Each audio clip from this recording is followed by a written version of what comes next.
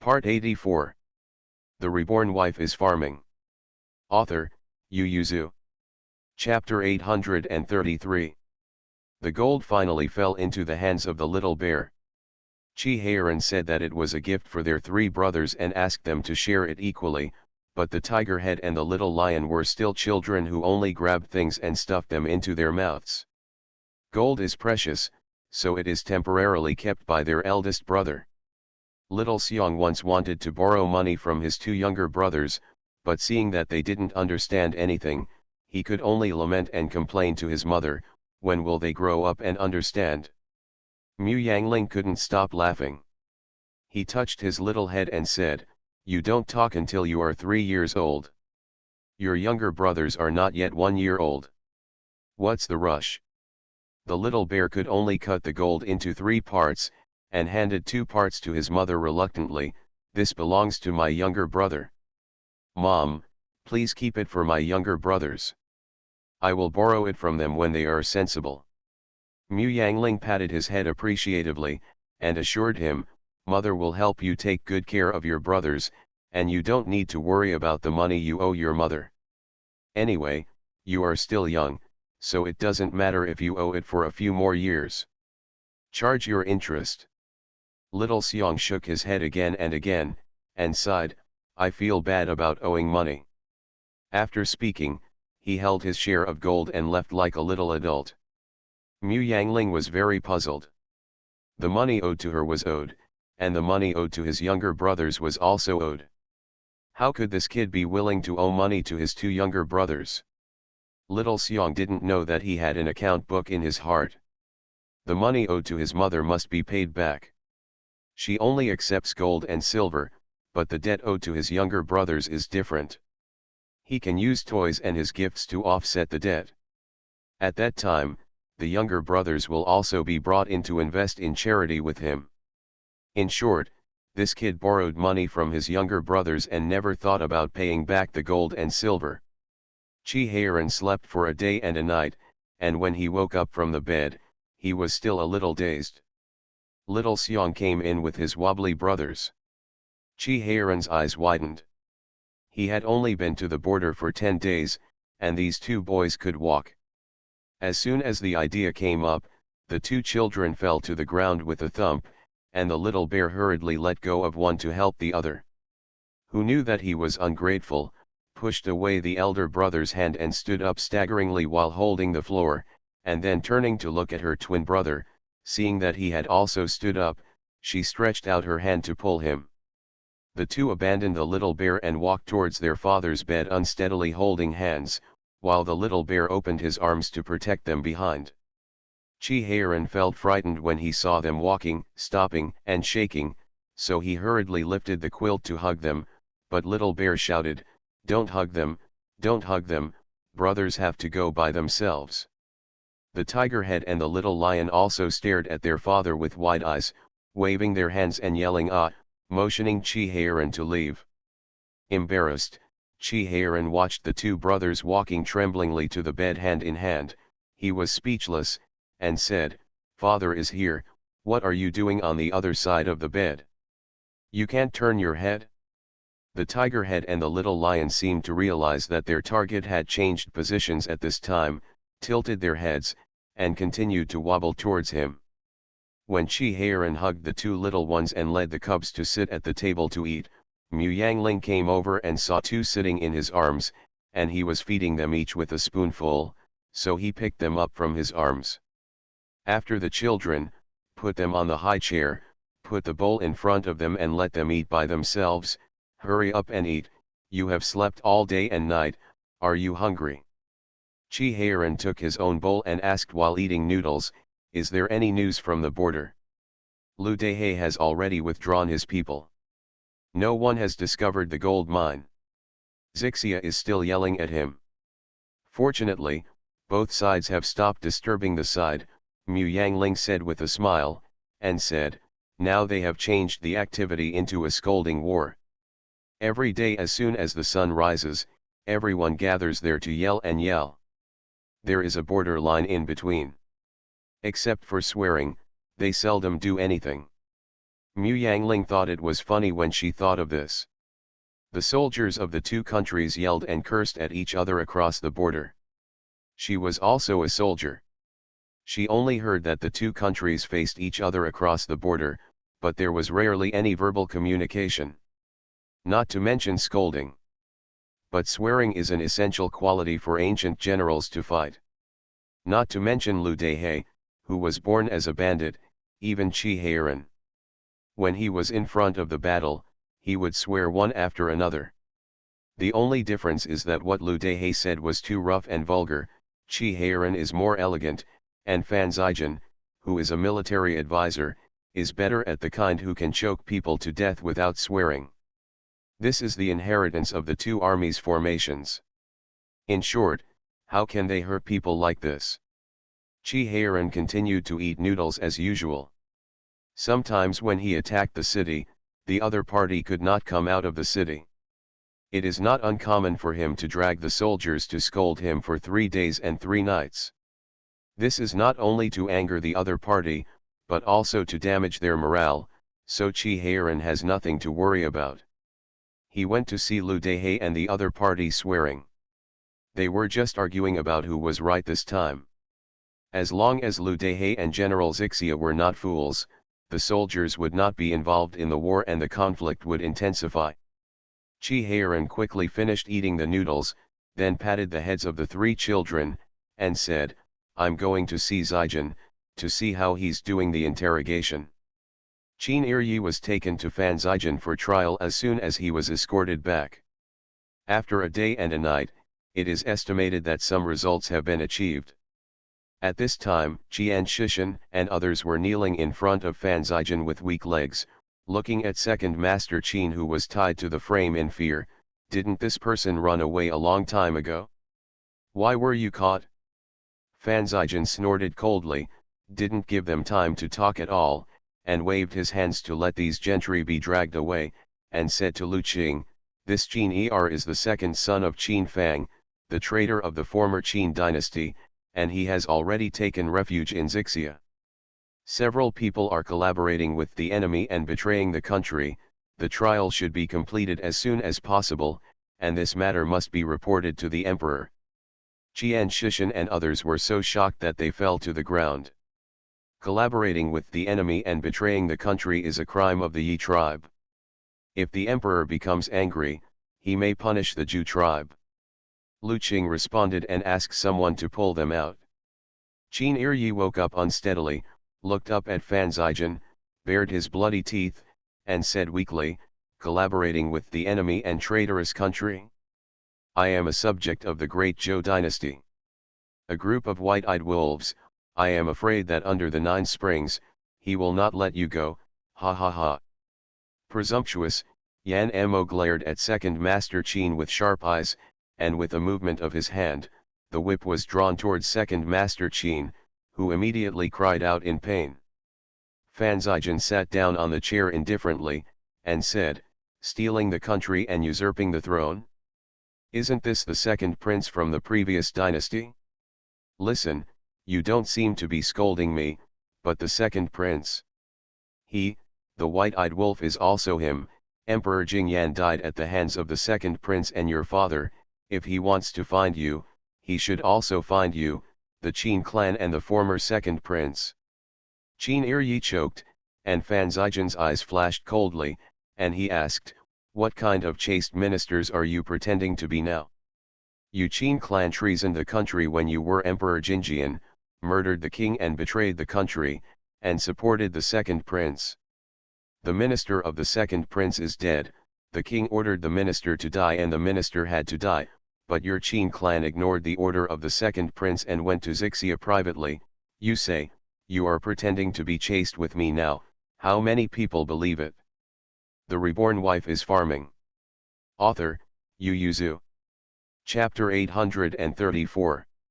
Second Master Qin turned blue with anger, staring at Fan Zijin with bloodshot eyes. There is no one who does not love names, who likes to be pointed at and scolded. Let the whole world point their noses and scold.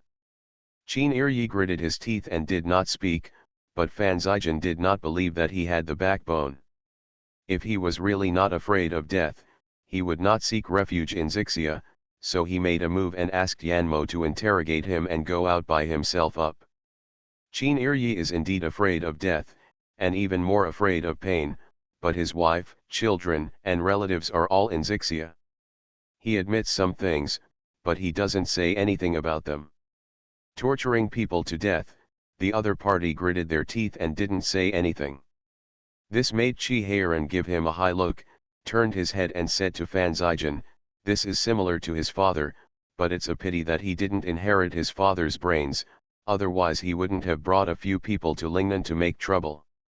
Fan Zijian, most of Qin Fang's people who stayed in Si County were pulled out by us, but we don't know how many people secretly loyal to him in the capital and Jiangnan. Open his mouth, didn't he bring a few guards with him? I'll ask people to interrogate them all. Chi Heiran rolled his eyes and said, "2 of Qin Fang's sons have escaped, and 1 will be lost. Let Qin San exchange his second brother for something." "What do you want?" "The whereabouts of the treasury's money," Chi Heiran said.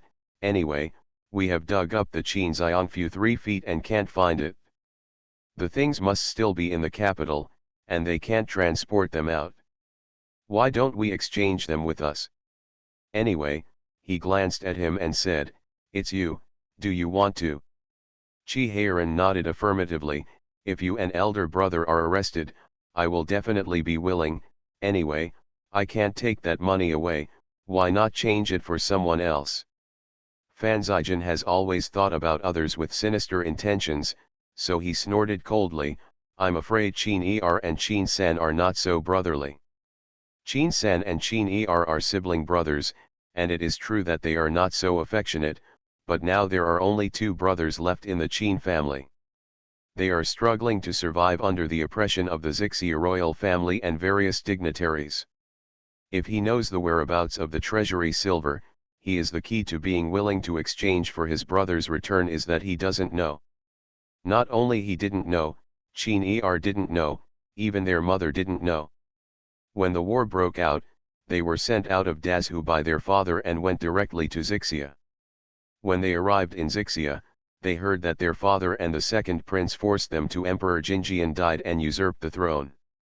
Before they could breathe a sigh of relief, after the second prince ascended the throne as the new emperor, Qi Ziyuan led all the soldiers and forced him to leave the capital.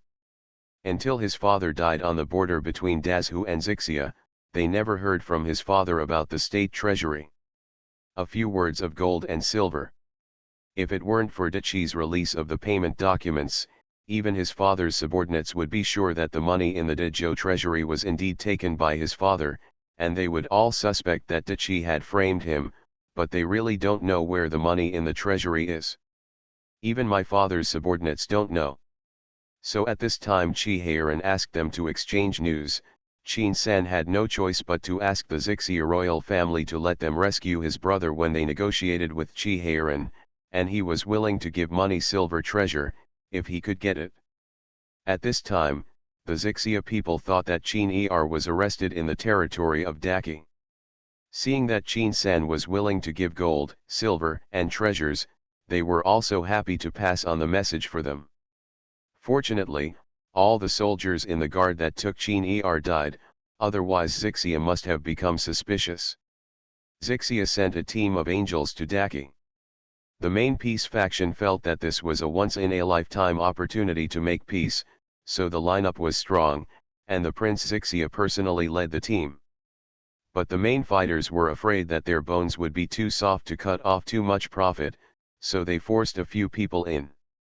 Even if their people hurt Chi Heiran first, Chi Heiran also killed many of them, evening out. Don't think they lose too much. Everyone knew that Chi Heiran had a violent temper, so they directly bypassed the southwest border and crossed directly from Tongchuan Mansion to the capital to see the emperor. After a little thought, Qi Ziyuan sent a letter to Fan Zijian, asking him to return to Beijing immediately and let him preside over the diplomatic negotiations. Qi Ziyuan and Fan Zijian spread the word. Civilian officials have always been selected by non-Jinshi not to enter the Hanlin, and non-Hanlin not to worship prime ministers. Although you are a Jinshi, you didn't take the exam for Shujishi back then, and you didn't enter the Hanlin. The first generation of prime ministers can be judged by merit. But it will not work in the second generation. You are a high-ranking noble, and you are still young. I am afraid that there are many people who are not convinced by the court. This time you will start to get in touch with internal affairs when you come back, and hand over business matters to the subordinates. I will send another person to Heiran to take over the logistics. Fan Zijin has been making money and moving money to the treasury. It is said that the officials should be grateful and admire him. But in the eyes of the scholars, doing business is the last skill. In addition to lamenting Fan Zijin's selflessness and painstaking efforts, everyone praises his loyalty to the emperor and their loyalty to the emperor. Apart from the relationship between the three cousins, there are very few who really appreciate him. But Qi Ziyuan wanted Fan Zijin to be his prime minister. If he couldn't convince the officials, how would he manage the officials? And this year, various places started to collect taxes, and the deficit of the national treasury can be alleviated to a certain extent. Naturally, Fan Zijin doesn't need to do business matters by himself. He has to make plans for him at this time. And the visit of the Zixia mission this time is an opportunity. Anyway, Zijin is thinking of taking a piece of land from Zixia, so it is better to let him negotiate. Therefore, Fan Zijin took the gold that had just arrived in Qianan and set off back to Beijing. Because the weather was getting hot, he did not let Xiao Xia and Xiaoan follow him back. He said, "You stay in Qianan first, and I will call someone to pick you up, you start again." While Xiao Xia packed his luggage for him, he agreed. Fan Zijin thought for a while and said, "Let the Su family who is locked up in the side courtyard be released." Xiao Xia froze and asked, "Let her follow master back to the capital." Fan Zijin shook his head, "Go and tell her, master doesn't like her, she can stay in the mansion, our Fan family can't afford her, we can go to the temple to practice, we can let her do it, but if she doesn't want to stay, master will give her a concubine certificate, prepare a dowry for her, let her find someone to marry here." It's not that Fan Zijin guards Xioxia's body like a jade, but as long as he thinks that this person was sent by Fan Siwen, he doesn't want to see anyone. It's been more than 2 years, and he doesn't think he can bear it. Let it go, so as not to harm the girl for the rest of her life. Xiao Xia hurriedly responded, hesitated for a moment and said, "I don't have anyone to serve you on the way to the capital this time, I will arrange 2 people to serve you by my side." Fan Zijin nodded indifferently, "It's up to you to decide." Xioxia's heart was inevitably a little sour. Although she took the initiative to arrange a room for him, she still hoped that he would refuse. You are listening to Novels at Bless Up channel. Wish you happiness and luck. Please subscribe to receive new novels. How do you feel about this novel? Please like and leave a comment. The Reborn Wife is Farming. Author, Yu Yuzu. Chapter 835. After Fan Zijin left, Xiao Xia was in a bad mood. Mu Yangling didn't know that she had arranged for Fan Zijin to open the house, but thought she was thinking about Fan Zijin, so she took the initiative to take a group of children to make trouble for her, so that she had no time to think about it, and then invite her to go to Zhuangzi to relax. Xiao Xia couldn't do anything about her trouble, and said angrily, "I'm afraid that if I go to the farm with you, the prince will blame me." "No," Mu Yangling said, "he's been so busy these days that he doesn't have time to talk to us, so we just go." Xiao Xia said, "Don't you need to serve the prince?" Mu Yangling smiled and said, "We started after he went out, and when we came back he hadn't come back, so it doesn't matter." Xiao Xia had no choice but to carry Xiaoan and follow her to the farm. Fan Zijin, the property of the Fan Mansion, is handed over to the housekeeper. Every 6 months, a sum of money will be allocated from the front yard to the backyard. She only manages the backyard, and her dowry is also handed over to loyal servants. Check the account books at the end of each year. That's all, so she wasn't too interested in the Grange. But the children were very excited. Not only the little bear and the twins, but also Xiaoan was so excited that he didn't fall asleep until midnight. Seeing her son so happy, Xiao felt happy, and thought it would be a good idea to go to the farm. Now it is the time when the rice is heading and filling, and the wheat is about to mature. The fields are either green or orange, no matter which one is. Walking in the field with the breeze blowing in the morning and sunset is very beautiful. A beautiful treat. Mu Yangling and Zhuangtu checked the crops in the field while walking, while Xiao walked slowly, looking at green eyes and in a good mood.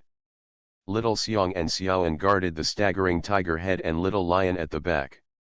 The four children pulled grass, pulled flowers, chased on the road, and let out giggle joyful laughter. Mu Yangling didn't have time to pay attention to them. Xiao stood there looking aside with a smile. Mother Xiao breathed a sigh of relief, and took the opportunity to comfort her.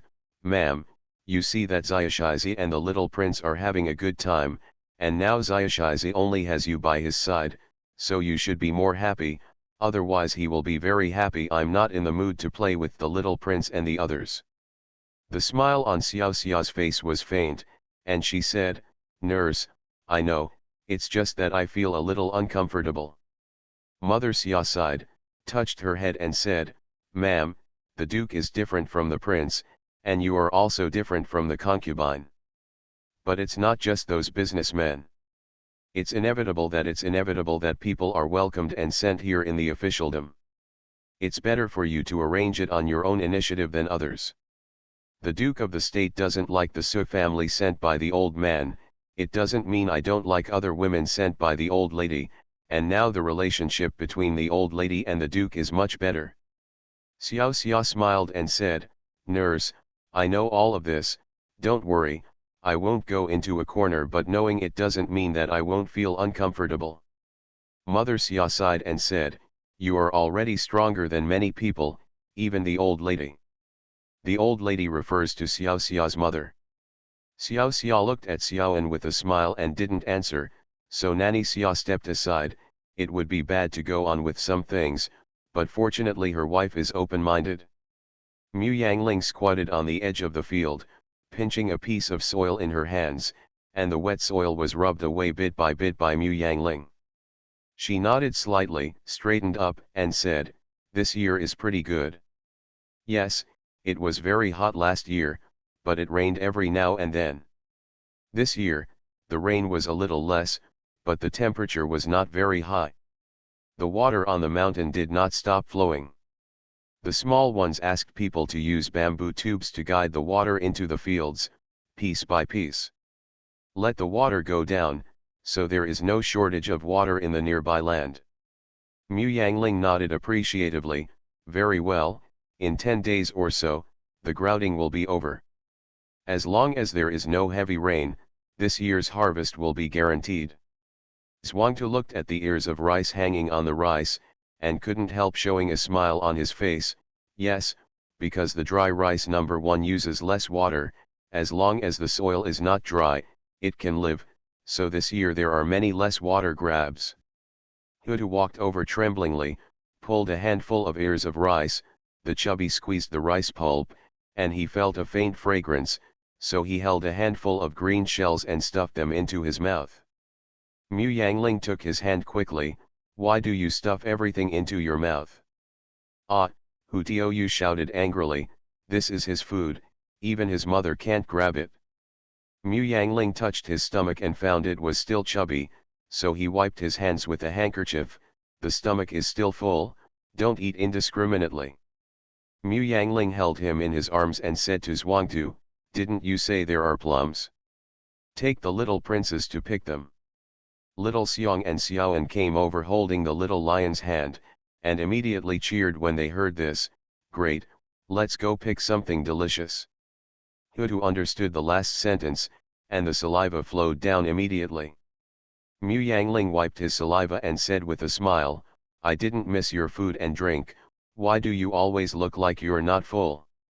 There are not many plum trees on the mountain, and Xiao Xiang alone can cause disaster, so he ran to the bottom of the tree, flicked his shoes and climbed up, picked the fruits and threw them into the basket below.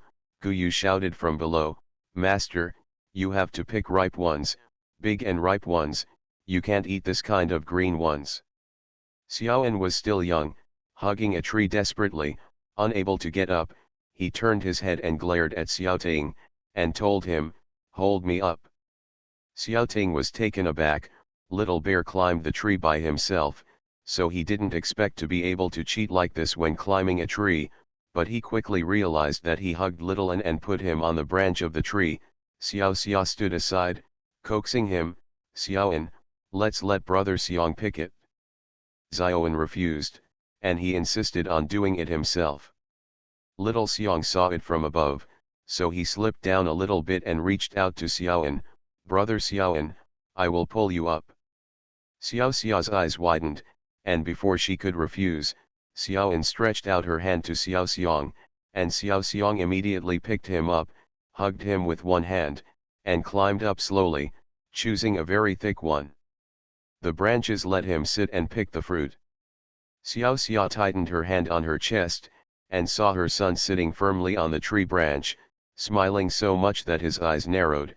Then he grabbed Mu Yangling's hand and said, "I'm scared to death." Mu Yangling smiled and said, "Don't worry, the two of them can't fall, and it doesn't matter even if they fall." Mu Yangling's eyes flicked in several directions. Qi Heiran put hidden guards around Xiao Xiang and Xiaoan. She didn't worry much about the two children. Besides, she was standing under a tree. If the child fell down, she might catch it. Not out. That kid, little Xiang, must be too strong. I think he is holding Xiaoan as if he was holding a bun, Xiao Xia said with lingering fear. The little bear frowned on the tree, lay down on it and shouted at Xiao Xia, "Auntie, brother Xiaoan is not heavy at all." Really, he felt that holding Xiaoan was not much different from holding a pair of chopsticks. The Reborn Wife is Farming. Author, Yu Yuzu. Chapter 836. Little Xiang was born with great strength, and he practiced martial arts with Qi Heiran, and his lightness kung fu also started. His steps were light, and he carried Xiaoan to climb up and down the tree like a monkey. And Xiaoan doesn't know whether he trusts the little bear very much or is not afraid at all. In short, not only is he not nervous about being carried around like this, but he also screams happily, looks around excitedly with his big eyes open, and picks fruits and vegetables. The tiger-headed lion cub under the tree is showing off. It caused the two little ones to scream and struggle to climb the tree. Mu Yangling ordered two guards to put them on the neck, and let them pick the fruit, so there was no need to think about climbing the tree. They didn't choose, but focused on participating, instructing the guards to run around, picking two here and there. Xiao Xia watched for a while, seeing that her son was always being carried around by the bear. She was not nervous anymore. Instead she had time to look at the fruits on the tree, and instructed her son to pick the ones near him. If he is within Xiaoan's arm, he will reach out and pick it up and throw it to his mother. If he is not within the range, he will climb a few steps along the branch when he is in a good mood. When he is not in the mood, he will instruct the little bear to pick it up and throw it to his mother. Mu Yangling stopped them when a basket was full, and put the fruits in each small basket for them to carry back. Xiaoan can only put 2 handfuls in the back basket, and the tiger head and the little lion's back baskets are handicrafts at all, only as big as 2 adults' palms. Mu Yangling put a few plums in it intentionally, and the rest let the bear and the guards divide. Little Xiang looked at the baskets in the guards' hands eagerly, and said, "I can carry a little more." Mu Yangling rubbed his head and said, "They don't want yours, you can carry it, but my mother loves it." Little Xiang reluctantly said, "Okay, then give it to the guards and uncles, but mother, didn't you say that you have to do your own thing? If they carry it back, should we give some to them? You decide for yourself." The little bear decided, then share some with them. But Huda didn't want to give any food to others. He ran over and grabbed the basket and looked at his elder brother eagerly, as if he would cry if he said share. Little Xiang hesitated for a moment. Although the guards and uncles are good, it seems that the younger brother is more important. Mu Yangling felt that his son was too embarrassing, hugged him in his arms, turned his gaze away and said, "Let's eat meat soup tonight." Huda let out a wow, drooled again, and pointed at the carriage decisively, urging his mother to leave quickly. The little lion also became short of breath, climbed up on his mother's leg, and said vaguely, "Fatty, fleshy." Mu Yangling. Don't tell her, the first word her son will say is flesh. From this point, it can be seen that the two children are indeed her and Chi Heiran's biological sons, and they are all carnivorous animals. Chi Heiran just walked into the dining room at night, and the two children sat up straight in an instant, holding the spoons and yelling at their father, "Fatty." Chi Heiran staggered and almost fell to the ground. He stared at his two sons in surprise. Are they able to talk? Xiao Xia burst out laughing and said, "Fourth uncle, the two children have been calling for meat all afternoon, because a Ling said that they can only eat meat when you come back. These two children have been waiting for you." Chi Heiran was overjoyed first, then embarrassed, and asked, what was the first sentence these two children learned? "It's meat." Mu Yangling looked at him helplessly. "Hurry up and wash your hands, your son is waiting to eat." Seeing the two sons in such a hurry, Chi Heiran said distressedly, "I haven't come back, you can eat first. What should I do if the children are hungry?" Mu Yangling ordered someone to get the two children's meat soup, and said, "Your son can't be hungry." They ate milk, custard, and rice, and drank half a bowl of vegetable soup. How could they be hungry? It was waiting for you to come back to suppress them. These two stinky brats are never satisfied when they eat meat soup, but they are still young and their stomachs are still weak, so they can't eat more. Xiao Xia was also mixing meat soup for Xiaoan, and nodded upon hearing this. Xiaoan is 7 months older than them, and I don't dare to give him more meat soup now. Fourth uncle, you should suppress them, don't let them, they eat too much. Chi Heiran nodded. The little bear stuffed the meat into his mouth and looked at the three younger brothers pitifully. He was still happy. Now that he had grown up, he could eat as much as he wanted. As soon as the idea came up, Mu Yangling picked up a chopstick of vegetables for him, and looked at him with a smile. "Little bear, you need to eat more vegetables, so that you can grow up healthily, you know." Little bear nodded, stuffed the greens into his mouth, and then stretched out his chopsticks for the meat. The tiger head and the little lion stuffed meat soup into their mouths while looking at their elder brother, thinking vaguely that they should grow up to be able to eat meat freely. Xiaoan is more picky eater than them. He doesn't eat rough meat, and he doesn't eat vegetables that don't suit his appetite. Therefore, he can't understand the eagerness of his brothers for meat. He chews the meat soup in his mouth, looking at them curiously while tilting his head. Perhaps because of this, the child grows slowly. Although he is more than 7 months older than the tiger head and the little lion, as he grows older, the two younger ones catch up with him, and when he is 3 years old, Hudu and Xiaoxi, who are only 2 years old, are as tall as him. Standing together, the three children thought they were triplets. The tiger head and the little lion inherited their father's excellent genes, and they are very active. Since they could walk unsteadily without someone's support, the two little ones started to gallop, and the two houses of Qi Mansion and Fan Mansion were divided. Looking through it again, Xiaoan was somewhat disdainful to play this kind of game with them, but Xiao Xiang's martial arts courses were aggravated, and he spent most of the time in the martial arts hall practicing martial arts, and the rest of the time he had to paint red in the study, and he had his own career. Bao Xiang Academy is busy, and when playing, he brings the three little ones around to make trouble. Xiaoan was puzzled, and didn't understand why Brother Bear still liked to play this kind of game even though he was so old. He felt that the two younger brothers could not be allowed to play the game of digging out bird nests in trees and mouse holes in grass over and over again, So he took the initiative to stand up and said, "Let's play treasure hunting." The tiger head and the little lion had just caught a bug from the grass to toss about, and asked, "What is a treasure hunting game?" "Everyone takes out a treasure and hides it. Everyone looks for it. Whoever finds it will own it. Whoever hides it the most tightly in the end wins." The little lion tilted his head and asked, "Is there any reward for winning?" Xiaoan thought for a while. "Use watermelon as a reward, whoever wins will get the loser's watermelon." Hutu's saliva immediately flowed down, he wiped his mouth, nodded repeatedly, and shouted, "I want to win." The subtext is, "I want to eat watermelon." The Reborn Wife is Farming. Author, Yu Zhu. Chapter 837. Although Xiaoan disdains to run around the house with the tiger-headed lion cub, he likes to protect them behind them, so he knows where they can hide things best. A lot, but the two little heads got together to discuss it, and felt that Xiaoan should be the same as them.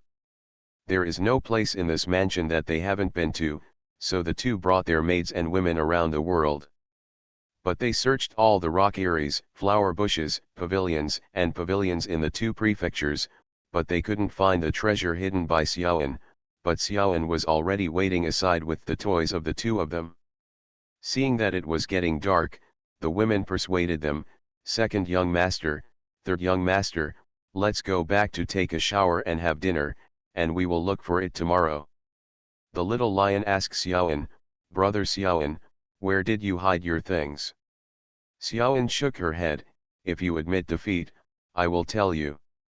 Hutu looked at Xiaoan with tears in his eyes, "My watermelon." Mu Yangling was afraid that the children would be greedy and spoil their stomachs, so he specially stipulated that each person could only eat one piece a day, and the tiger's head watermelon would be gone if he lost. Seeing Hutu's tearful appearance, Xiaoan hesitated for a moment, and the little lion slapped him, saying, "Second brother, we must keep our word, or we won't be good boys." Turning around and talking to Xiaoan, "Brother Xiaoan, we lost." Hutu still misses his watermelon, but he doesn't want to become a bad boy, not to mention he has to set an example for his younger brother, so he reluctantly agrees to lose tomorrow's watermelon to Xiaoan. Xiaoan took them to find what he hid. The tiger head and the little lion stood in front of Chi Heiran's study and opened their mouths wide. Xiaoan said proudly, "My treasure is hidden here." Chi Heiran opened the door and came out, looked at the three children with raised eyebrows, and asked, "What baby?" Xiaoan ran to a stone under the steps, pushed the stone away with all her strength, and pulled out a book wrapped in oil paper hidden underneath. The tiger head and the little lion ran up to help, and they both poked their heads to look at the book in his hand. Xiaoan opened the oiled paper and said proudly, "This is given to me by my father. I will study hard in the future and become the #1 scholar." "I want to be the #1 scholar too," the tiger head and the little lion shouted. They both looked up at their father on the steps and complained, "Daddy, why don't you give us books? Daddy definitely doesn't want us to be champions. Aren't we Daddy's own sons?" Chi Heiran twitched the corners of his mouth, pushed the two tiger-headed sons away, hugged Xiaoan in his arms, and bared his teeth at them. "You are not the real sons of the master. Whose real sons are you? Who taught you to say these words? Hurry up and go back and wash for me, and see how dirty you are all." When he turned his head to look at Xiaoan, Chi Heiran's expression softened a lot, and he asked with a smile, "Xiaoan, do you miss your father?" Xiaoan nodded in a depressed mood, and asked, "Fourth uncle, when can I see my father?" Chi Heiran patted his head and said with a smile, "Hurry up, your uncle Huang has ordered us to go to Beijing, and we can see your father in 2 months at most." "Real?" Seeing him nodding, Xiaoan's eyes lit up immediately. She hugged Chi Heiran's neck tightly, leaned into his ear and said, "Then can I go to the street to buy a gift for my father?" Chi Heiran nodded with a smile. The tiger head and the little lion grabbed Chi Heiran's legs and climbed up, almost ripping off his pants. Chi Heiran could only hold the three children in his arms, and Xiaoan laughed happily, "For uncle, you are amazing." Tiger's head was full of question marks. "Daddy, why did brother Xiaoan call you fourth uncle? Who are the second and third uncles?" The little lion looked at him contemptuously. "Second brother, why do you always forget that daddy is the fourth and uncle Huang is the oldest, and the second uncle is brother Xiaoan's father? Third uncle," the little lion choked, and said decisively, "the third uncle must be dead." Chi Heiran's face was full of black lines. "What nonsense are you talking about? Your second uncle and third uncle are both in the capital. Although he doesn't like Qi Shaosheng brothers, they are indeed his brothers." Carrying the three children to the bathroom, a large basin of water was fetched directly, and the three children were washed in together. Chi Heiran wiped their bodies with a towel and said, "I am in fourth place, so Xiaoan and the prince brother you can call me fourth uncle, and your uncle Fan is in second place, so you can call him second uncle, or you can call him cousin uncle." "Why are you called Uncle Biao?" Hutu asked loudly while pouring water into the mountains. Chi Heiran didn't want to answer at first, but this kid always couldn't remember the words. He just told him that the prince's brother was Xiaobeo's brother just the day before, and the next day, the boy asked why the prince's brother and Xiaobeo's brother haven't come to see him yet. But thinking about what Mu Yangling said, it takes more children to remember, so he can only explain without complaint, "Because Uncle Fan and I are cousins, so we can be called Uncle Cousin, and your second uncle and third uncle are father's concubine brothers, they are all in the capital, and when you enter Beijing, you will definitely see them, but the chances are rare. As long as you don't say anything wrong then it will be fine." Seeing that the tiger's head was still in a daze, Chi Heiran sighed slightly, turned to the little lion and said, "Your second brother is a little confused, you have to take care of him more after you arrive in the capital, understand?" The little lion nodded fiercely, and said, "Daddy, let me be the elder brother, and the second brother be the younger brother." Chi Heiran nodded without thinking. "Okay, from now on you will be the second child, and Hutu will be the third child." "No way." Hutu felt that his legal rights had been violated. He stood up and pinched his waist and shouted, "Obviously I was born first." Chi Heiran took the opportunity to wash his butt, and said while washing, "If you become a younger brother, we will love you more in the future, and we will let you have something delicious first." Hutu hurriedly turned to look at the little lion, and after getting his nod, he pondered for a while before Fang nodded and said, "You must count what you say, come and pull the hook." Chi Heiran twitched the corners of his mouth, wanting to ask him what he was thinking just now. Both Chi Heiran and the little lion swore to him, and even Xiaoan, who had been sitting on the sidelines of the basin, was forced to pull the hook. After Chi Heiran bathed the three children, he was covered in water. After thinking about it, he asked someone to fetch water and washed himself. When he carried the three children to the dining room, Mu Yangling he and Xiao Xia were already sitting and waiting. Seeing that Chi Heiran came in with three children hanging on his body, the two of them were no longer surprised. Chi Heiran put the three children in their respective positions, and seeing that the little bear's place was empty, he felt a little empty in his heart, and said to Mu Yangling, "You will send someone to pick up the little bear early in the morning, and just say that he has a letter from Uncle Huang. Let's go to Beijing." It took half a month to pack the luggage. "Didn't you agree to let him stay for 3 days?" Chi Heiran said angrily, "Is there any good place to live in the back country? Isn't Baoxiang Academy entrusted to Zhuangzi's management? What can he see when he is a 5 or 6-year-old child? He must be brought back tomorrow, it's so chaotic outside, what if you meet someone bad? With the guards of the palace following, what kind of villain would go out of his way to provoke Xiao Xiang?" Mu Yangling knew that he was missing his son, and she thought about it too, but this was the first time little Xiang took the initiative to go out for a walk. She didn't want to restrict the child's footsteps too much, but seeing Chi Heiran's face was as cold as water, Mu Yangling nodded in response. After getting off, he comforted him, I'll send someone to pick him up tomorrow. Turning around, he saw the little lion standing on a chair holding a chicken leg for the tiger. Brother, eat quickly. You are listening to novels at Bless Up channel. Wish you happiness and luck. Please subscribe to receive new novels. How do you feel about this novel? Please like and leave a comment. The Reborn Wife is Farming. Author, Yu Yuzu. Chapter 838. Mu Yangling blinked, and then took a closer look at the little lion and the tiger's head. Could it be that after 2 years, she couldn't tell the twins apart again? She stared at the two children for a while, and finally called out hesitantly, "Tiger head."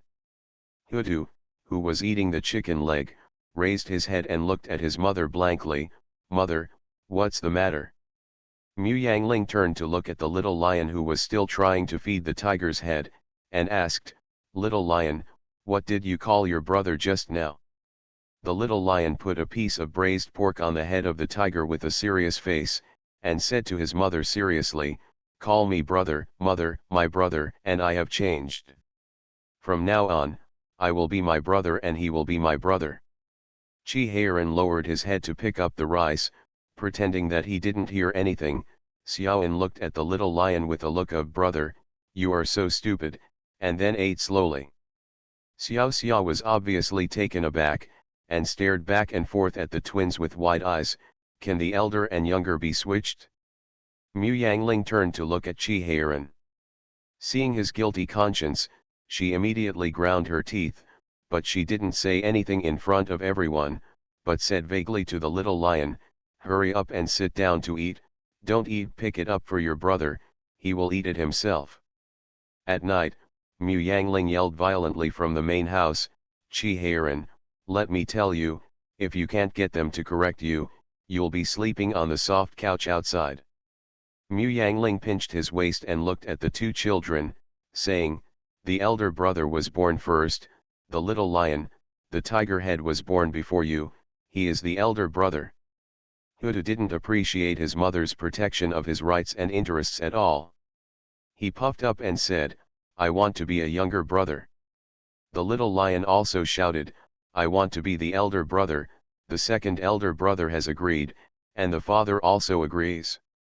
Chi Heiran nodded slightly at the side, and argued, "Aling, you see that the tiger head looks like a younger brother. I think the reason why he was born first must be because the little lion was polite. He pushed him out first and then came out by himself. According to the order, the little lion should be the elder brother." Mu Yangling was so angry that he couldn't speak. Seeing that the two younger ones were looking at her persistently, she gave up on herself and said, "You guys just do it. We'll see how you explain to your elder brother when you get back to the capital. The order of seniority is to be written into the genealogy. The two children have not yet been named, so they are not included in the genealogy. But this time when I return to Beijing, I will definitely worship the ancestors and open the ancestral hall to write the two children into the genealogy. When the time comes, I will ask about the elders. Let's see how he circles in order."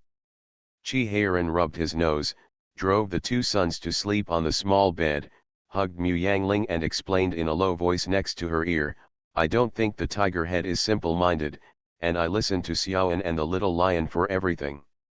He is an elder brother. What do you mean by always following behind your younger brother like this? Why not just let him be your younger brother, and let the little bear and the little lion give him more ideas in the future? That would be great. It's as if your son has no brains." Mu Yangling felt that the tiger's head was normal. He just turned 2 years old. What do you want him to do? The little lion also listens to the little bear and Xiaoan, but he also has his own ideas, but the tiger head listens to each other, and when playing alone with the little lion, he also listens to the little lion. No matter how he is also a quarter of an hour older than the little lion. How can you be so clueless?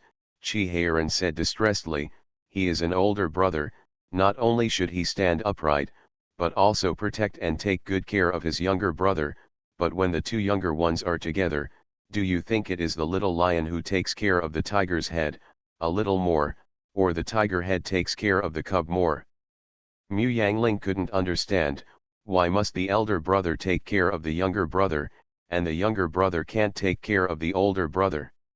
Is that still brother? The couple stared wide-eyed, and Mu Yangling only found out today that Chi Heiran also has obsessive-compulsive disorder, and he has to take care of his younger brother. Neither of the two could convince the other, so Mu Yangling snorted and said, "It's up to you, as long as the children don't fight over the ranking when they grow up, it's fine. Also, you can handle the genealogy by yourself." Chi Heiran was overjoyed, held Aling's head and kissed it, and said, "Don't worry, I'll take care of such small things." As soon as Mu Yangling let it go, the two children officially established their rankings. The little lion happily hugged the tiger head that was as tall as him and called brother, and the tiger head obediently called the little lion brother. The son didn't know about the exchange of ranks between the two brothers, and when he heard the little lion call the tiger head brother, he saluted him. "Second young master, you forgot to take away your toys last night, and the servant put them in the toy box for you. Go and see if there is anything missing in a while." "Nonsense," the little lion shouted, "I obviously put it away." Hood raised his hand aside and said, "The toy is mine." The girl and dazed said, "But the name of the second young master is written on the box." The two children blushed anxiously and explained to her that the second young master will become the third young master, and the third young master will become the second young master. Not only was the girl dazed, but the two children also stunned themselves. Mu Yangling burst into laughter from the side, turned his head to Li Shun and said, "Let this matter out, so as not to cause a lawsuit in the house." Li Shun responded with a smile. While Mu Yangling asked someone to pick up the little bear, he asked someone to pack his luggage. Once they left, they might never come back again. It would be a waste to keep this house, and it would take manpower to look after the house. Mu Yangling, I didn't plan to stay, so I had to find a buyer to sell the house. Chi Heiran and Fan Zijin didn't understand Mu Yangling's behavior. They didn't lack those servants and money. How could they sell the house they lived in? Isn't it common for officials sent out to have Zhuangzi's houses and shops everywhere? Mu Yangling said, "When this house was first built, it was designed to be safe and spacious, but the inside is not very exquisite. If it is not sold, how many people will be left to clean and manage it? Once you leave your post, the public land will also be handed over, so it can harvest the season's grain, and the private fields we bought with our own money are just outside, and the income from the farm is probably not enough to pay for the maintenance of this house." Chi Heiran couldn't convince Mu Yangling, so he could only tell him the bad news after Xiao Xiang came back. Little Xiang got the shocking news before he could recover from the shock of his second younger brother becoming third younger brother. With a howl, he rushed to find his mother, hugged her leg, and cried, "Mother, you put the house away, and Zhuangzi are sold, so what about my school?" Mu Yangling froze. She really didn't expect this. "Mother, Xiao He and the others are so pitiful. They are just starting to learn crafts. If we sell Zhuangzi, their new owner will definitely not want them to go to school again. Then my hard work for so many years will be in vain. Can you sell the house and Zhuangzi? Then you say, who will be left to look after the house?" The stewards who were standing outside the flower hall listening to the announcement trembled. They didn't want to stay. The masters had all left. There was not much property here, so how much would they be able to do if they stayed? Little Xiang loves money even more than Mu Yangling.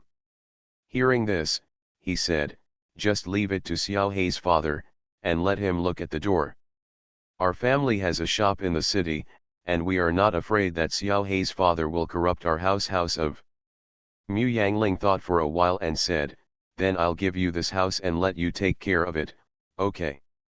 No matter what you use it for, in short, if the house is sold, Zhuangzi has to sell it, and you have to keep it." "House, I will not give you any money for managing and repairing the house. The reborn wife is farming. Author, Yu Yuzu. Chapter 839. Little Xiong was not very happy about getting a house for nothing, because the house was not produced, and he still had to spend money in his hands, but it didn't bother him, so little Xiong decided to hand over the house to Xiao Hei's father as soon as he rolled his eyes. Anyway, no one lives there anyway, just come in every few months and check it out. After the house matter is settled, Xiao Xiong will have time to focus on other matters. He first asked his mother, why did the second brother and the third brother switch? Ask your father about this, it's all decided by him and the tiger-headed little lion. Then how long will we stay in the capital this time? When will we come back? Mu Yangling touched his head and said, didn't you see that mother is going to sell the house? Mother doesn't know if you and your brothers will come back, but your father and I will not come back in 15 years. Little Bear was stunned and asked, why? This is the condition that your uncle Huang and 11 Xia negotiated. Little Xiong jumped up all of a sudden, and said, why does Xixia bully daddy? Father is not allowed to come to Qianan for 15 years. Hearing this is a bully, how can he not be angry? He clenched his fists and shouted, Daddy is actually being bullied, isn't he a great general? Mom, I'm going to gather Xiao Hei and the others, and we'll beat them up. Mu Yangling slapped him down, and said, you've been thinking about fighting since you were so young, just stay with me honestly, do you think us Daki and your father are at a disadvantage? This time it's Xixia who is at a disadvantage. Mu Yangling lit the wax for Xixia in his heart, and said solemnly to his son, Xixia has suffered a lot this time, you have to remember, don't play tricks on Xiaoan in the future, they say Zi Ziofu, you must not be able to play tricks on Xiaoan. Little Xiong was confused, because he had already signed the letter of credence. Mu Yangling no longer hid it from Little Xiong, took him by the hand and took him to the study to talk about state affairs with him. The little bear is the son of the Prince of Rongjun. Although Mu Yangling thinks that children should grow up happily and playfully, it is impossible for him to let the little bear be innocent all the time, so she does not stop Chi Heiran from talking about state affairs with him, although the kid never understood. At this time, Mu Yangling didn't expect him to understand, but hoped that he could remember some of the truths. This time Chi Heiran was transferred back to the capital because of the negotiation between Daki and Xixia.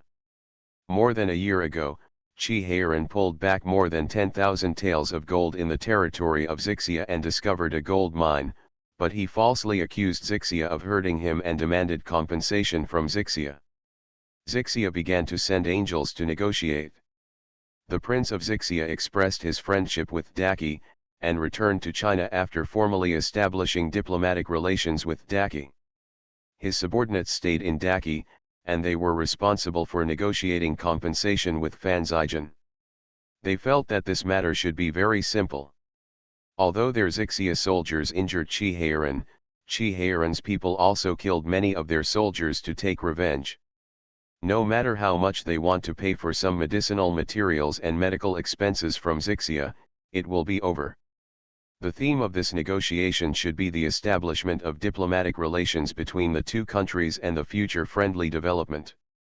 Who knew that as soon as their crown prince left, Fan Zijin would open his mouth wide and ask them to return the Hexi corridor plane to Daki. Xixia's envoy almost smeared Fan Zijin's face with blood, and several officials who were in the main battle started to shoot the case on the spot, almost fighting with Fan Zijin's guards. And Fan Zijin was very flexible and said to them, you can bargain. Everyone took a breath in their hearts, counter offer. You want the Hexi plane as soon as you come up, how can you let them pay it back? That land was conquered by their Xixia warriors, and it was watered with blood. If they cede the land, will they be able to live after returning?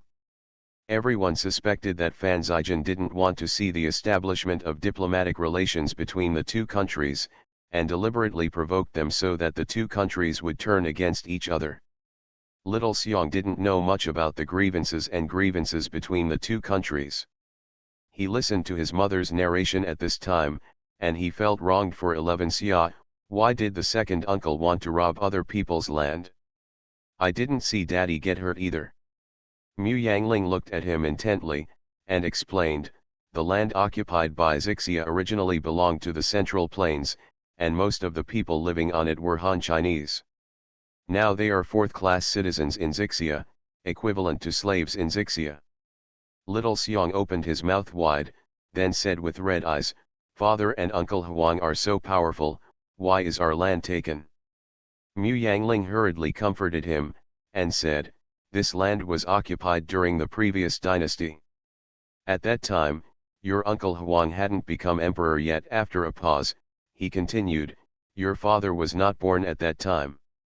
So it's not their fault. Little Bear clenched his fist, then we'll go and grab the land back. Mu Yangling smiled and said, now your father's military training is to prepare for this matter, and your second uncle's negotiation with the Xixia envoy is also working hard for this. The nature of the two is the same, but fighting means death, and it can be resolved peacefully. Let's try to resolve it peacefully. Mu Yangling didn't want Little Xiong to think that his father's withdrawal from Lingnan was cowardly, and he didn't want him to think that Fan Zijian's dealing with Xixia was cunning, so she tried her best to beautify them, saying, your Uncle Huang can sign the letter of credence with Xixia this time, and your second uncle owes a lot to you Wei. Little Xiong asked with bright eyes, what kind of plane did second uncle take back? Mu Yangling smiled, of course the Hexi plane is impossible, but they snatched back the land in the southwest. This is to retreat. Your second uncle never thought that Xixia would return the Hexi plane to us. He just deliberately extorting prices. Fan Zijian tried his best for this matter. First, he found someone to give hints to the Xixia envoys, so that they could propose conditions one by one, and then ask someone to go to Xixia to buy high-ranking officials. It took a year and 4 months, and finally the matter was negotiated. Down.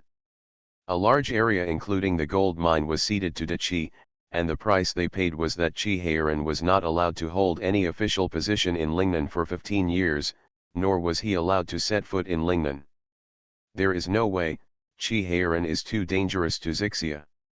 Not long after Qin Er's incident, Qi Heiran dispatched the unconvinced generals in the Qianan army to Qianan, and threw them to Rongyang in the capital or other places. He also promoted several school lieutenants who had been under pressure, made a training plan, divided the soldiers into groups, and took turns to take them to the southwest border for training. For more than a year, there have been no major disputes between the two countries, but small conflicts have continued. Soldiers from the Qianan army often went to Xixia for a walk from time to time. They rarely harassed the people, but they could always touch each other. The food and grass in the guards forced the Xixia army to retreat 3 miles. The Xixia envoys yelled in front of Qi Ziyuan for this, but Qi Ziyuan said that he could do nothing to this younger brother, because he held revenge and remembered the Xixia soldiers assassinating him. The anger in my heart was suffocated and did not vent. It hinted that Xixia should pay compensation immediately. Xixia's envoys were almost suffocated to death. They have held their anger for so long, why didn't they suffocate Qi Heiran to death? Seeing that Qi Heiran trained his soldiers like a god, and the Qianan army became more and more brave, Xixia became nervous. They were afraid of being chased and killed by Qi Heiran back then. In Daki, when people and officials mentioned Qi Heiran, the first thing that came to mind was the emperor's younger brother. But in Xixia, when Qi Heiran was mentioned, the first thing he mentioned was the title of God of Killing. The bloody battle in which he defeated more with less and led more than 20,000 people to kill their Xixia army is still in the minds of many people. The Xixia kingdom listed him as the #1 enemy. They didn't know how much they wanted to kill him, but they couldn't kill him, so they had to stay away. The Reborn Wife is Farming. Author, Yu Yuzu. Chapter 840. Therefore, Some people in Zixia proposed that Chi should not serve in the southwest and northwest borders for 20 years. Fanzijan bargained with them, and made some concessions in the upcoming negotiation field. Finally, it was agreed that Zixia would return Kamdo the east of Nyingchi to Daki. And Chi will not work in the southwest within 15 years, and the tax on Zixia merchants will be reduced by 15%. Fanzijan responded to this request very readily. The two countries have a good relationship, so it doesn't matter whether Chi goes to Kainan or not, but if the two countries are against each other, if they go to war together, these alliances will naturally be torn up. In Zixia's view, being able to keep Chi out of the southwest for 15 years is a big gain. Chi ability to train troops was praised by General Yuan himself. Seeing that the Kainan army is getting stronger day by day, their pressure it is very big, and there is always a sense of crisis that Chi will destroy the country at any moment. Of course, the reason why they agreed to this request is also because the piece of land they ceded is not very important. It is already a plateau area, sparsely populated, and the land is barren. It snows in mid-September every year and does not melt until March of the following year. It can be said that the cold has occupied this place for a long time, and there are no famous pastures here. There are also very few herdsmen. They took this land at the beginning because it was on their way to the east. Now they have ceded this wasteland, and they don't feel bad. If Fanzijan continued to insist on the Hexi Plain, then Zixia would rather destroy the newly established diplomatic relations than agree. Of course, if they knew that there was a gold mine with considerable reserves in this barren land, they would definitely not agree, but the point was that they didn't know. And what Fanzijan had been entangled with before was the Hexi Plain. This land was proposed by the Zixia envoy reluctantly. Both sides made concessions and signed the letter of credence quickly. The small Zixia nobleman who opened the gold mine privately had not received the news, and the land was ceded, but no matter whether he received the news, he dared not tell the Zixia court about the gold mine, otherwise he and his family would definitely there will be catastrophe. No matter which country you are in, gold, silver, copper, and iron are all state-run, and the imperial court especially values them, and the Zixia kingdom has even more control over this. The little nobleman who opened the gold mine privately also saw that there were few people there, and there was no one within a radius of 20 miles. It was a barren mountain again, so he was so bold as to open a gold mine privately, but even so he was very cautious. So more than a year ago, he didn't dare to say anything after he knew that the mine had an accident. Even if the mine had been vacant and more than 800 miners and more than 300 guards and stewards disappeared out of thin air, he didn't dare to make any noise. He didn't even dare to start the mine again, so he could only quietly ask people to stare at the mountain, hoping to find out who discovered it. For more than a year, he thought he couldn't wait, but the country actually ceded that piece of land to Daki. The little nobleman suddenly became unsure. Could it be that the people who discovered the gold mine were not from Zixia, but from Daki? Who has the ability to cross the border and come to Zixia, and snatch his gold mine under the eyes of the patrol soldiers? Did the 1,200 people die or were they taken away by him? The little nobleman thought about the people of Daki, and he could only think of Chi, but at this moment, he was so angry that he dared not say anything. It is easy to cover up his private gold mine when it is not discovered, but once discovered, those who are interested can find him as long as they check. Little Xiong heard from his mother that there was a gold mine on the land where he returned, and his eyes lit up like the morning star in the sky. He exclaimed, "Second uncle is really powerful, even more powerful than Uncle Huang and Daddy." Mu Yangling laughed loudly, touched his head and said, "I'll tell your father about this when he comes back." When Chi came back in the evening, he heard Xiaoxiang's high respect for Fanzijan, and he didn't even lift his eyelids. "If your father didn't discover the gold mine, could your second uncle go to the peace talks?" Little Bear looked at his father reverently, squeezed into his arms, raised his head and asked, "Daddy, you are so amazing. The corners of Chi-Heiren's mouth couldn't help but curl up, and the two little ones who were playing at the side also rushed over and squeezed into his arms, shouting to compliment him, "Daddy, you are amazing. Father, you are the best." Mu Yangling couldn't help pursing his lips when he looked at the smiling Chi-Heiren, and looked at the four of them with his chin propped up. The two younger ones were just joining in the fun, but when they saw that the elder brother worshipped their father so much, they blindly respected him without asking why. As a result, until they left Canaan, the three children followed Chi-Heiren closely. Like a soldier, he also straightened his chest and followed behind his buttocks. It took a lot of effort for Chi-Heiren to persuade Xiao Xiang to take his younger brothers to ride in the carriage with Aling first. Seeing this, Lu Dehei smiled and said, "Young princes adore you very much." Chi-Heiren made a supercilious look. "Who does his son worship? Have you sent someone to visit the gold mine?" Chi-Heiren didn't have time to chat with him. When it came to business, Lu Dehei turned serious, nodded solemnly and said, "Yes, that little nobleman still sent people to watch the gold mine, my lord. Do we want?" Lu Dehei made a gesture of wiping his neck. Chi-Heiren gave him a contemptuous glance, and said, "Can you kill him at his house? Leave him alone. The Xixia army is withdrawing now, and we will start mining after we build the guard and completely take over that area. It doesn't matter if he knows, the gold mine has been half opened, and those mines and traces of mining can't be covered up, so he doesn't dare to say anything. A year of gold is about 26,000 taels, and 10 years is 260,000. Chi-Heiren snorted coldly. If the Xixia court knew that he had embezzled such a large amount of wealth, even if he voluntarily handed it in now, his family it will definitely be destroyed. He is sending people to watch the gold mine now because he is not reconciled, and wants to know who picked his gold mine. So who said that King Rong was brave and foolish? Lu Dehei yelled in his heart, if that person comes out, he will definitely not beat him to death. This is definitely a fox, who robbed someone's gold mine and swaggered in. Isn't this throwing salt into the hearts of the people? Chi-Heiren didn't feel guilty at all.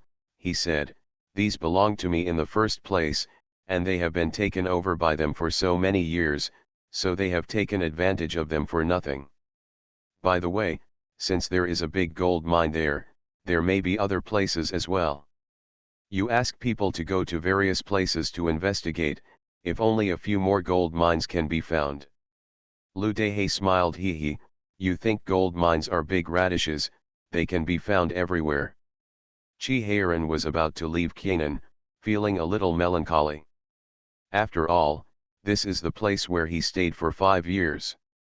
He patted Lu Dehei on the shoulder and said, "Don't interfere with local government affairs, but promote harmony among the Han and Miao people. I will hand over the southwestern border to you." Lu Dehei bowed and said that he was able to become the great general of the southwest because of his loyalty and obedience to the emperor and Chi-Heiren. You are listening to Novels at Bless Up channel. Wish you happiness and luck. Please subscribe to receive new novels. How do you feel about this novel? Please like and leave a comment. The Reborn Wife is Farming. Author, Yu Yuzu. Chapter 841. Their convoy just entered the main street, and they saw people standing on both sides of the street. When they saw Chi-Heiren's convoy, they knelt down one after another, and some even cried uncontrollably. Chi-Heiren was riding on horseback, and his eye circles couldn't help turning red. Lu Qing waited at the gate of the city with the officials of the government office. Seeing Chi-Heiren coming over, he hurried forward to salute, and then let out the two old people behind him. An umbrella, knelt on the ground and offered it to Chi-Heiren. "My lord, this is the one-man umbrella made for you by the people of Canaan. Although you can no longer come to Canaan, we all remember you in our hearts." The people kneeling on the ground cried out in pain to set up a longevity tablet for Chi-Heiren. Xiao Xia wiped away her tears and said emotionally, "I never thought that the people in Canaan would love fourth uncle so much." Mu Yangling frowned. In her opinion, this is just a matter of changing the workplace. Is it necessary to be so emotional? Although she was also very touched that the whole city would come to see them off when they left, but everyone knelt on the ground and cried bitterly. Those who didn't know thought Chihayron had been wronged. Chihayron was also a little surprised when he was sitting on the horse. He looked back at the common people who were kneeling on the ground and weeping bitterly. He got off the horse and helped the two old men up, and said, "This king was transferred back to Beijing, and he stayed here. General Liu is not weak, and the Qianan army is strong and strong. Don't worry, the Xixia people will not bully you." The old man cried for a while, and then cried even worse. He held Chihayron's hand tightly and shouted, "My lord, you are a good lord, it's a pity that you have been wronged like this." No matter how dull Chihayron was, he could tell that the people in Qianan were arguing for him. He twitched his lips. Can he tell them that he is satisfied with the result of this negotiation? At that time, Fan Zijian's flying pigeon passing letter had just arrived, so he happily pulled Mu Yangling to drink some wine. In 5 years, he has already arranged the frontier defense in the southwest and trained a group of useful soldiers, so it is not a big problem for him to leave.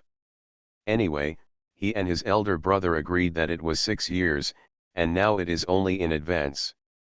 Going back 1 year, if there was no war in Qianan, he probably wouldn't come here again in his life, so what can he suffer?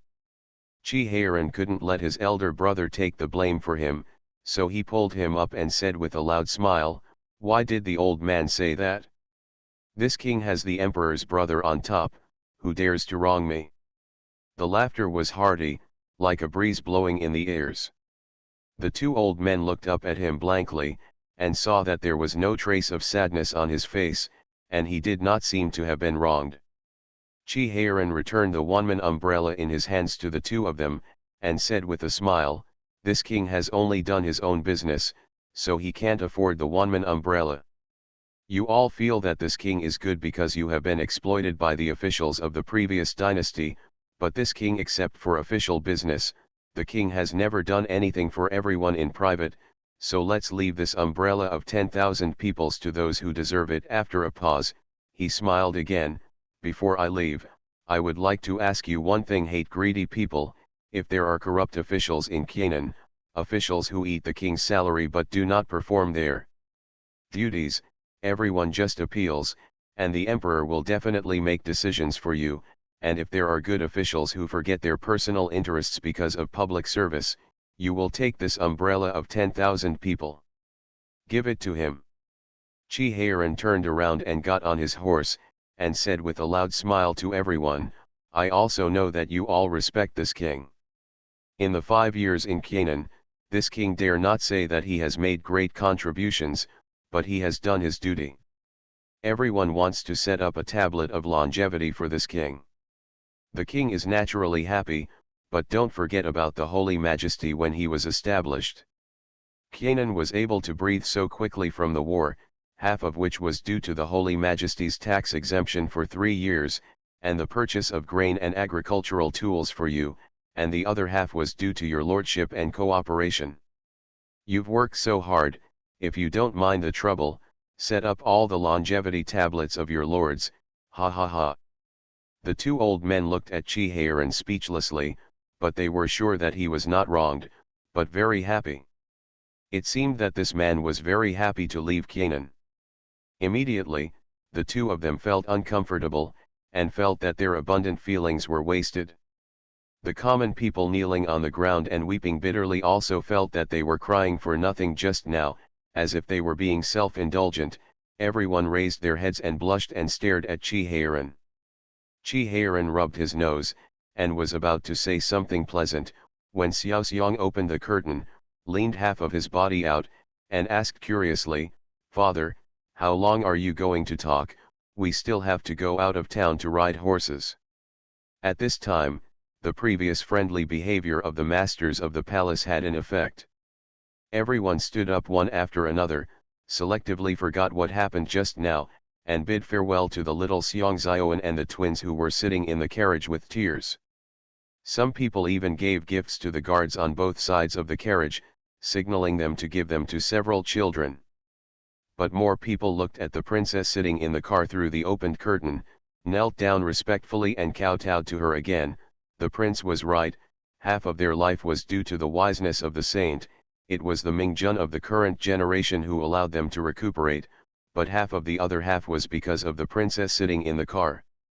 If it weren't for her Fengshao grain shop to help them all the way, to give them grain seeds on credit, and to stabilize grain prices, they would definitely not have the current life. So this kneeling, everyone is willing. Different from howling and crying in the face of Chi Heiran, this time everyone quietly kowtowed 3 times to the carriage, first beside the carriage, then the front and back, and finally spread to the whole street. Everyone was quiet. He kowtowed 3 times to the carriage without making any noise, and he didn't even say his blessings, he just recited it silently in his heart. 5 years is enough for everyone to know how low-key the princess is. Apart from her frequent visits to Zhuangzi and the suburbs, she rarely visits the city. She is completely different from the little princes who go shopping every day. So at this time, everyone don't want to bother her either. Chi Heiran didn't bluff this time, but looked at Ling in the carriage with a smile. Mu Yangling obviously didn't expect this.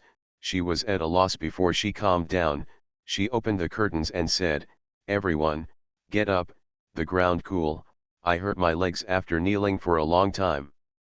When Chi Heiran saw everyone standing up, he raised his hands and said, "Let's go." Lu Qing, who was waiting at the side, breathed a sigh of relief. He was shocked just now, and he didn't expect the people of Jezhu City to do this. He was trembling all morning, afraid that these things would spread to the capital. Let the officials in the court fear. King Rongjun's prestige in Qianan is already strong enough. It is not a good thing to go back with a one-man umbrella at this time. Fortunately, King Rongjun made a gag to get over it, and after today, the emperor's reputation in Qianan will also rise. Lu Qing sent the group of them outside the city. Seeing the convoy drifting away, the stone in his heart finally fell. At this time, in the carriage, Little Bear was expressing his great wish, "In the future, I will be like my father and mother, and let everyone respect and adore me." The Reborn Wife is Farming. Author, Yu Yuzu. Chapter 842. Xiaobao straightened his back and sat on the horse. Seeing the neatly driven carriage from a distance, he couldn't help but get excited. He was about to step forward, but the chief guard hurriedly stopped him. "Your Highness, wait for the prince and the others to approach. Come on, let's go on." Xiaobao waved his hand away and said, "We don't need to worry about this between our uncles and nephews." After finishing speaking, he rode his horse to meet them. Xiaobao's riding skills are not very good, so the head guard hurriedly led the guards forward to protect him. When Xiaobao saw fourth uncle riding a horse from afar, he waved happily and shouted, "Fourth uncle! Brother Xiaobao!" As soon as Xiaobao's voice fell, a loud roar came from the carriage. Little Bear pulled the curtain sleepily, and saw Xiaobao on the horse screaming loudly, which made Chi Heiran's ears hurt. He stretched out his hand and pulled him out of the carriage. "Take it out and put it in front of the horse, and go towards Xiaobao." Chi Heiran looked around behind him, and asked in surprise, "Why are you the only one here? Where's your Uncle Fan?" "I don't know," Xiaobao shook his head honestly. "I'm the only one who will pick up fourth uncle. Father asked me to take you into the palace." Xiaobao looked at Little Bear, and couldn't suppress the smile on his face. He looked towards the carriage behind him, and asked Little Bear in a low voice, "Second brother and third brother are in the carriage. Do they really look exactly the same?" Little Xiong nodded repeatedly, leaned out almost to reach Xiaobao's horse, and said in a low voice, "You guess who is older and who is younger, and you will definitely not be able to guess." Xiaobao also became excited. Chi Heiran saw that the two children had turned to their heads and whispered, so he twitched the corner of his mouth and said, "Okay, let's go to the palace first." After thinking about it, he put the lively Little Bear behind Xiaobao, and said, "Both of you, ride together, and be careful on the road." Little Bear is 1 year younger than Xiaobao, but sitting behind Xiaobao at this time, he is half a head taller than Xiaobao. Chi Heiran twitched the corner of his mouth, stepped forward to touch Xiaobao's hand, and sighed, "How much do you want? Have some food." Xiaobao looked at his fourth uncle in confusion, and Xiao Xiang pulled him over, leaned into his ear and said, "Don't worry about my father, we often don't understand what adults say. My mother said, if we are serious, we won't grow up gone." "Why?" "Because all the energy is spent thinking about those unreasonable problems. Where is the energy for us to grow up?" "Little Bayamo, so he doesn't grow up because he loves to think?" "My mother said, don't think about such insignificant questions. If you really have a puzzled question, you need to break through the casserole and ask the end." "Brother Xiaobao, let's enter the palace quickly. After entering the palace, I will show you my brothers." "How old are they? It's so similar, the servants in the family still don't recognize them all. Brother Xiaoan is also very cute and smart." The two children whispered to each other as they rode to the palace. Chi Heiran rode to the side, his forehead moved. He really didn't understand how the two children had so much to say. They passed letters by flying pigeons every now and then, but now they chatted as soon as they met. When it came to the gentleman in the upper study room, from the gate of the city to the gate of the palace, the voices of the two of them hadn't stopped talking. When he reached the gate of the palace, Chi Heiran was finally relieved. These two children were so good at talking, his ears were never clean. Only Mu Yangling and Xiao Xia's carriage followed Chi Heiran into the palace, and the other carriages and people went back to Rongjun Palace first. Early in the morning, the three children were still sleeping. Mu Yangling hugged the twins in her arms and got out of the car. Chi Heiran knew that there was no problem with her strength, so he went to the back and hugged Xiaoan in the car. He took a step back slightly to show his respect to Xiao Xia. The number of people entering the palace is small. Xiaoan is 3 years old, it is impossible for Xiao Xia to carry him all the way into the palace, but the child is still sleeping, and she is not willing to wake him up, so Chi Heiran relieved her siege by hugging the child. Xiaobao and Xiao Xiang have already run to Mu Yangling hand in hand, poked their heads to see the snoring twins. They are wearing the same clothes and hats. Xiaobao really can't tell who is who. Chi Heiran came over with Xiaoan in his arms, and saw Little Bear snickering at the side, while Xiaobao was still poking his head to look at the children, so he couldn't help reaching out and grabbing their ears, and said in a low voice, "Hurry up and lead me the way, and don't mess with your little brother again. I beat you." Little Bear hurriedly pulled Xiaobao to run ahead, and the two of them burst into laughter after a while. Chi Heiran turned to Mu Yangling as he walked. "Xiaobao is much more lively than before." Mu Yangling twitched the corners of his mouth and said, "That's because your son is too bearish, making Xiaobao quiet." Chi Heiran was not convinced. "What about now? Now Xiaobao is brought up by your son." Chi Heiran was about to refute, when the eunuchs in the palace hurried over with people carrying sedan chairs, sweating profusely, pleading guilty to them, saying that they were late. Chi Heiran just raised his eyebrows, didn't say anything, and took people into the sedan chair to go to Cunning Palace. The Emperor and Fan Zijin were still in the early court. Chi Heiran sent him to Cunning Palace, and hurried to the front hall after seeing the Empress. He was an official returning to Beijing to report on his duties, so the first thing he did was to see the Emperor. The Queen didn't ask Mu Yangling and the others to wake up the child, but asked them to put the child on the soft couch in the inner room. Seeing the three children sleeping soundly in a row, with flushed faces, she smiled and said, "I'm still afraid that the child will not be on the way adapting. Now it seems that I am worrying too much. These children are all like their father. They are solid and more excited than anyone else on the road." Mu Yangling turned his head to look, and asked with a smile, "Where is the little princess? I haven't seen her yet." Li Jinghua pulled Mu Yangling out, and said with a smile, That child is also sleepy, and she hasn't woken up yet. It will be almost the same when her father comes down early. Only after Xiao Xia washed and changed her clothes did she see the queen and Aling walking out holding hands, and hurriedly got up and stood aside. Li Jinghua smiled and said, "Sit down quickly, you don't have to be restrained here, or you will come here later and say that I bullied his wife." Xiao Xia lowered her head with a blushing face, and Li Jinghua sighed, "Why are you still so shy? Have you ever been bullied by Aling in Canaan?" Xiao Xia hurriedly glanced at Mu Yangling, and said hurriedly, "Aling treats me well, and won't bully me." Li Jinghua laughed when she saw her flustered like this, and said jokingly, "How can such a fine person like Zijin marry such a pure and honest daughter-in-law as you? He will eat her to death in the future." Mu Yangling pulled Xiao Xia to sit beside him, and said to the queen, "No need, I'll eat to death now, but you are too bad, queen, what are you doing scaring her?" The queen quickly apologized to her, and said, "I'm used to joking with Aling, and I didn't stop for a while, don't mind." Xiao Xia didn't even dare to say.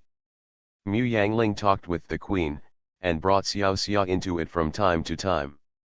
The three of them spoke common language, the scenery and customs in Lingnan, and what happened in the capital in the past few years. Xiao Xia quickly relaxed and listened carefully to the queen. The changes in the capital over the past few years and the situation are secretly remembered in my heart. She knew that the queen told them these things at this time to remind them, so that they would not make mistakes, so she listened very carefully. The queen nodded slightly when she saw it.